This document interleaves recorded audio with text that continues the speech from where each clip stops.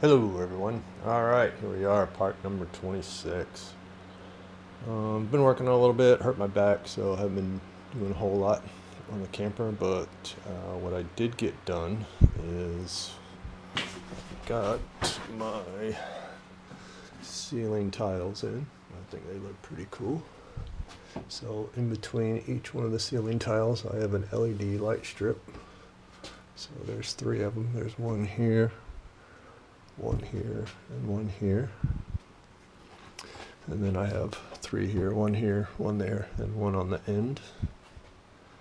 And then I had this space up here. So what I did was this will fold down and I can mount a TV to that if I want to.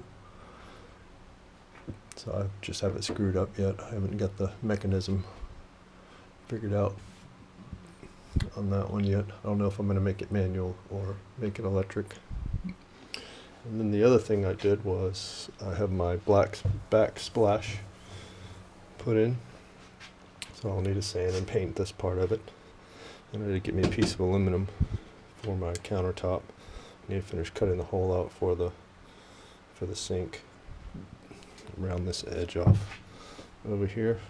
And then I gotta go ahead and finish doing a little bit of body work and put a final coat of primer on all this.